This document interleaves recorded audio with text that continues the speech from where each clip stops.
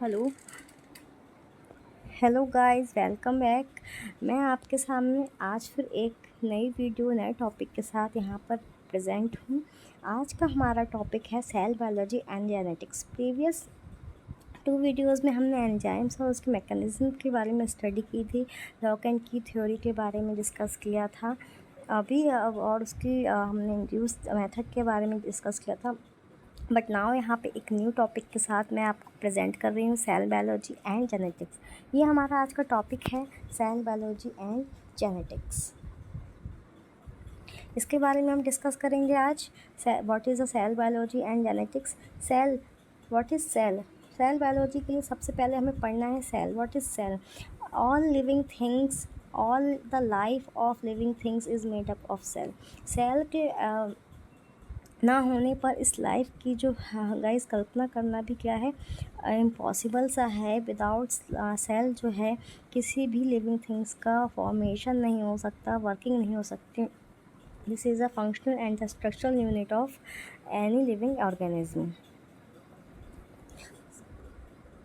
Cell जो है अभी तक जो 8th क्लास की NCERT की बुक है, वहाँ चैप्टर है क्लास सेल। वहाँ स्टार्टिंग से ही हम सेल के बारे में हम सभी कुछ ना कुछ नॉलेज गेन करते हुए आ रहे हैं, पढ़ते हुए आ रहे हैं। तो गाइस इसके बारे में तो हम सभी को मालूम है सेल क्या है। Cell is the building block of any life. Cell is the functional and the structural unit of any living organism. क्या होता है सेल। सेल जितने भी लिविंग ऑर्गेनिज्म हैं वो सभी सेल से ही मेडअप होते हैं। सेल्स जो होते हैं वही क्या करते हैं, सिंगल सेल जो होती है वो बहुत सारे सेल्स को एक साथ कंबाइन करके टिश्यूज़ का फॉर्मेशन करती है, और टिश्यूज़ ही ऑर्गन्स का फॉर्मेशन करते हैं, और यही ऑर्गन्स पूरा सिस्टम तैयार करते हैं। जो सिस्टम क्या करते हैं, किसी बॉडी को फ्रेम करते हैं, प्लस उनकी फंक्शनिंग के लिए रिस्पॉन्सिबल होते हैं। That is why we also known as cell is a structural and a functional unit of any living organism. Cell की बात हो रही है या सेल बायोलॉजी की बात हो रही है, तो देखिए guys, all living things are made up of cells. In order to develop new biotechnologies it is important to understand more about cell and the genetic information they contain. हम यहाँ पे क्योंकि बायोटेक्नोलॉजी का सब्जेक्ट हम यहाँ पे biotechnology के subject के बारे में रीड कर रहे हैं। हम यहाँ पे जो हमारा मेन फोकस है, मेन एम्फेसिस है, वो बायोटेक्नोलॉजी है। इसके अंदर हम जब तक सेल के बारे में या जेनेटिक्स के बारे में हम इंफॉर्मेशन गेन नहीं कर लेते, तब तक हम बायोटेक्नोलॉजी की जो ब्रांच है इसके बारे में स्टडी नहीं कर सकते। बेसिक नीड ही हमारी सेल है, क्योंकि हमने जैसा कि अभी बताया आपको कि सेल सारी लिविंग थिंग की जो कह गया बेसिक यूनिट है। विदाउट सेल जो है किसी की लाइफ लिविंग थिंग्स की कल्पना ही नहीं की जा सकती, इमेजिनेशन ही इम्पॉसिबल है। कुछ जो एनिमल्स होते हैं वो सिंगल सेल भी होते हैं, और कुछ मल्टी सेलुलर होते हैं। Single cell animals like a bacteria, amoeba, paramecium, and a multicellular organism is also known as plants, animal, insect. These are multicellular organism. लेकिन गाइस इस वीडियो को आगे बढ़ाते हैं और आगे सेल के बारे में पढ़ते हैं। Cells are the building blocks. Cells are the basic building blocks of life. अभी जैसा कि मैंने आपको बताया, सेल्स क्या हैं, बिल्डिंग ब्लॉक्स हैं माई लाइफ की। Bacteria consist of a single cell. अभी जस्ट थोड़ी देर पहले ही मैंने डिस्कस किया है कि जो बैक्टीरिया होते हैं वो सिंगल सेल कंसिस्ट होता है। सिंगल सेल जो होती है वो हेक्सागोनल टाइप होती है गाइस, इस तरीके से। This is a single cell, this is a single cell structure and this is a nucleus. ये क्या है, न्यूक्लियस है ना। इस तरीके का सिंगल सेल होता है। और ये जो सेल का, जब सेल की बात हम जो कर रहे हैं, सेल, इस सेल को सबसे पहले रॉबर्ट हुक ने डिस्कवर किया था इन 1665। इन्होंने हनी कॉम लाइक स्ट्रक्चर देखा था डेड सेल में अंडर द माइक्रोस्कोप, और इसको ही नाम दिया था cell, right. Plants and animals are made up of multiple types of cells. Examples are made of trillion of cells and many types: skin cell, nerve cell, gut cell and bone cells. देखिए, मैंने जैसा कि अभी आपको बताया कि कुछ sales क्या होते हैं, सिंगल सेलुलर होते हैं, और कुछ क्या होते हैं, मल्टी सेलुलर होते हैं।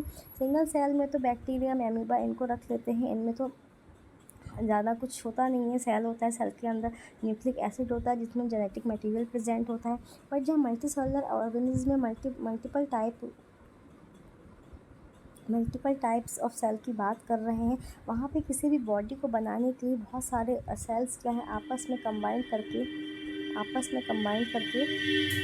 क्या करते हैं, सेल का फॉर्मेशन करते हैं।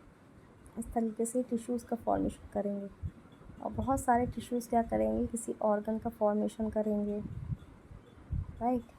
तो देखिए कौन कौन सी सेल्स हैं, जैसे स्किन सेल हो गई, नर्व सेल, गट सेल, बोन सेल, ये क्या करते हैं, बहुत सारी सेल्स आपस में मिलकर क्या करते हैं, बॉडी का स्ट्रक्चर प्रिपेयर करते हैं। The study of cell biology, what cell are made up of and how they work can be applied.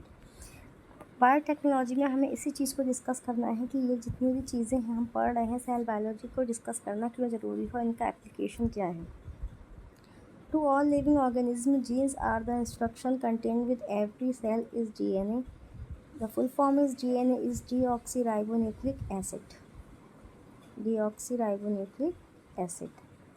देखिए एक चीज़ समझिए यहाँ पर, ये बहुत इम्पॉर्टेंट है कि जब हम सेल की बात कर रहे हैं तो सेल में क्या है, हमने बात की न्यूक्लियस की, सेल में एक न्यूक्लियस प्रेजेंट होता है। ये क्या है, सेल का न्यूक्लियस है, ये न्यूक्लियस है सेल का। अब सेल में ही क्या है, थ्रेड लाइक स्ट्रक्चर पड़े होते हैं इस तरीके से, इनको जेनेटिक मटेरियल कहा जाता है। ये जेनेटिक मटेरियल है, ठीक है, जेनेटिक मटेरियल है। इन जेनेटिक मटेरियल में क्या होता है, DNA प्रेजेंट होता है। यानी DNA में क्या होता है, थ्रेड लाइक स्ट्रक्चर्स होते हैं, इनको क्रोमोसोम कहते हैं। ये इसका सेंट्रोमियर होता है और इन क्रोमोसोम पे ही बीड लाइक स्ट्रक्चर्स प्रेजेंट होते हैं इस तरीके से। क्रोमोसोम पे ही बीड लाइक स्ट्रक्चर यहाँ पे प्रेजेंट होते हैं इस तरीके से। इनको ही क्या कहते हैं, जीन्स कहते हैं। ये जीन्स क्या करते हैं, इंफॉर्मेशन को one generation to another generation transmit करने का वर्क करते हैं। देखिए इसके बारे में हम आगे और डिस्कस करते हैं। Specific reason of this DNA known as gene. ये DNA जो किसी स्पेसिफिक रीज़न पे जहाँ पे प्रेजेंट होता है वहीं पे क्या, उसे क्या कहते हैं, जीन। स्पेसिफिक रीज़न होता है DNA पे जहाँ पर जीन क्या करता है, इंस्ट्रक्शन को कैरी करता है सेल्स बनाने के लिए।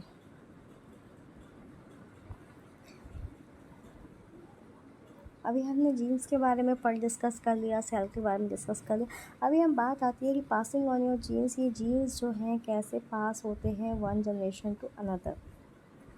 Jeans are inherited, genes inherited होते हैं। They are passed from parent to their offspring. ये अपने पेरेंट से क्या करते हैं, ऑफ स्प्रिंग में क्या करते हैं, पास किए जाते हैं, ट्रांसफ़र किए जाते हैं। We each inherit 2 copies of each gene called allele. जो जीन की जो 2 कॉपीज़ होती हैं, ईच जीन को उन ईच जीन को क्या कहते हैं, एलील्स कहते हैं guys. One from each of our parents, जो बोथ पेरेंट्स से आती है, from each of our parents.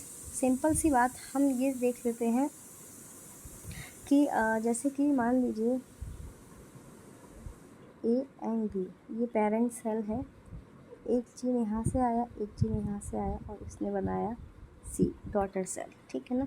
तो क्या होगा, ये जो डॉटर सेल है, ये जो डॉटर सेल है ना, उसमें सिर्फ एक पेरेंट्स का जीन और एक पेरेंट्स का जीन आएगा A से और दूसरे से आएगा B का जीन। दोनों ही क्या करेंगे, जो कॉपीज़ बनाएंगे इनको एलील कहा जाएगा। The allele we inherit determine the particular characteristics of trait that you have. Alleles जो होते हैं किसी पर्टिकुलर करेक्टरिस्टिक्स को डिटरमाइन करते हैं। जैसे कि फॉर एग्जांपल हम बात कर लेते हैं कि किसी पेरेंट्स के अगर हेयर ब्लैक है या आइज़ ब्लू हैं, तो मान लीजिए मदर की आइज़ ब्लू है और फादर की ब्लैक है, तो अगर उसके चाइल्ड में भी ब्लू आइज़ जो हैं, उसका ब्लू आइज़ शो हो रही हैं या ब्लू आइज़ उसकी हैं, तो इट्स मीन ये होता है कि जो उसकी मदर का जो एलील है या जो जीन है वो डोमिनेंट है। तो डोमिनेंट करेक्टर जो होता है वही अपने करेक्टर्स नेक्स्ट पीरियड में, नेक्स्ट जनरेशन में क्या करता है, शो करता है।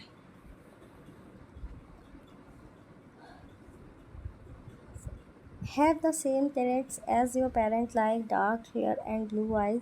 Genes can change or evolve over time as they pass from one generation to the next.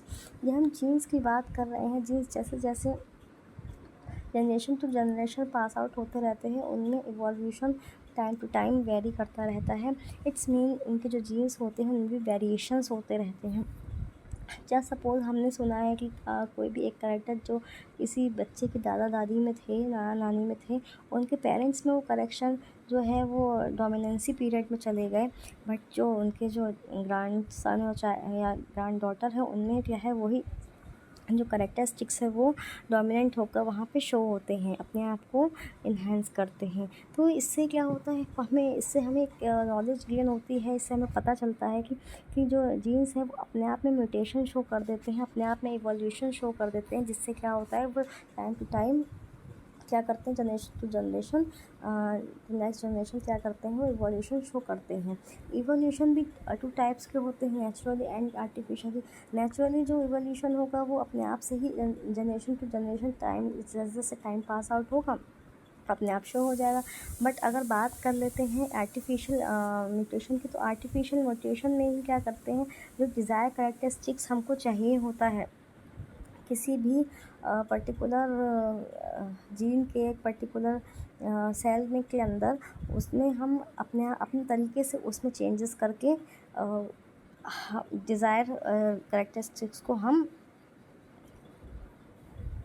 अपने अकॉर्डिंगली चेंज कर लेते हैं, उनमें म्यूटेशन कर लेते हैं। तो इस तरीके का जो म्यूटेशन है वो आर्टिफिशियल म्यूटेशन कहलाता है। The structure of DNA was identified in 1953। DNA के स्ट्रक्चर को 1953 में आइडेंटिफाई किया था, और डबल हेलिकल स्ट्रक्चर जो है गाइस वो वॉटसन एंड क्रिक ने दिया था। किसने दिया था? Watson and Crick. Double helical structure Watson and Crick ने DNA का दिया था। Since there have been significant advances technique to isolate copy and engineer DNA। यहाँ आज बायोटेक्नोलॉजी जो ब्रांच है उसके अंदर इतनी सारी टेक्नोलॉजी से टेक्निक्स डेवलप की जा चुकी हैं कि किस तरीके से DNA को सेल के अंदर से आइसोलेट करना है, उसमें किस तरीके की इंजीनियरिंग करनी है और उनकी कॉपीज़ रेडी करनी है। साइंटिस्ट क्या करते हैं, जब इनकी आइसोलेट करके DNA को उनकी कॉपीज़ रेडी करते हैं जीन इंजीनियरिंग के थ्रू, तो साइंटिस्ट क्या करते हैं, उनके इंस्ट्रक्शन को कोडेड जो इंस्ट्रक्शन होते हैं उनके ऊपर उसको रीड करते हैं। For in the DNA and have developed techniques such as gene cloning and genetic engineering, which form the basis of the modern biotechnologies। देखिए अभी हमने बात की, देखिए जब DNA होता है, DNA की फुल फॉर्म हमने पढ़ी थी डीऑक्सीराइबो न्यूक्लियस एसिड। तो डीऑक्सी उसमें जो होती है वो क्या है, पेंटोज शुगर है, पेंटोज शुगर। और जो जो न्यूक्लिक एसिड है वो नाइट्रोजनस बेस होते हैं इसमें प्रेजेंट, नाइट्रोजनस बेस, ठीक है। इन चीज़ों से मिलकर किसी भी DNA का फॉर्मेशन होता है। तो ये जो नाइट्रोजनस बेस है वो 4 टाइप्स के होते हैं, एडेनिन, ग्वानिन, साइटोसिन, थाइमिन। जिसमें एडेनिन जो होता है 3 हाइड्रोजन बॉन्ड के थ्रू थाइमिन से अटैच होता है, ज्वाइन होता है, लिंक होता है। Guanine double bond of hydrogen के साथ साइटोसिन के साथ क्या होता है, जुड़ा हुआ होता है।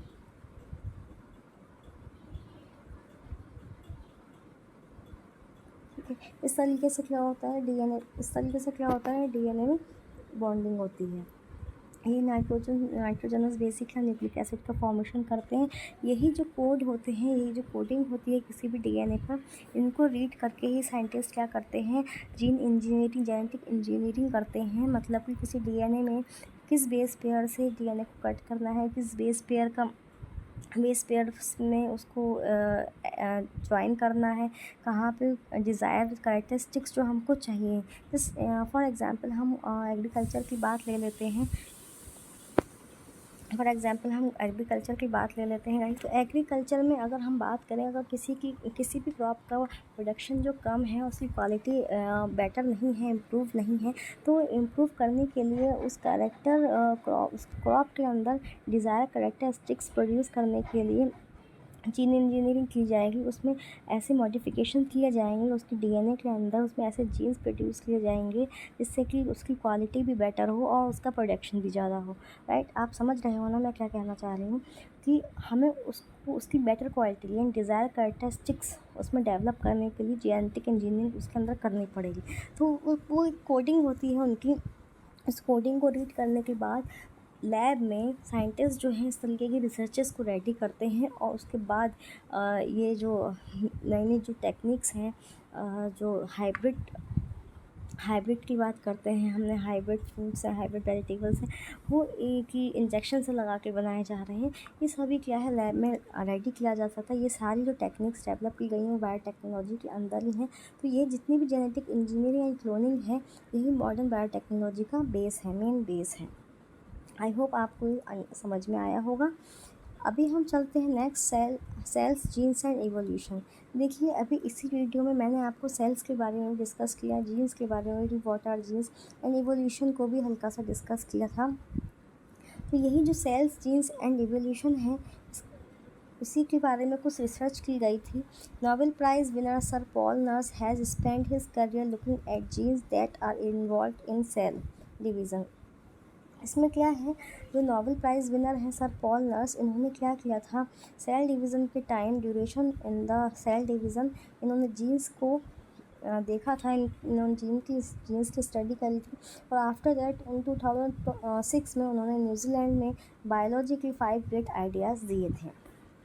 गाइस, ये जो वीडियो थी ये पूरी बेसिक था हमारा, ये बेसिक था, ये सेल बायोलॉजी एंड जेनेटिक्स, जो कि हमने आपको बताया कि बायोटेक्नोलॉजी के अंदर cell biology, genetics, genes, evolution, इनको डीएनए, इन सबको जानना बहुत ज़रूरी है।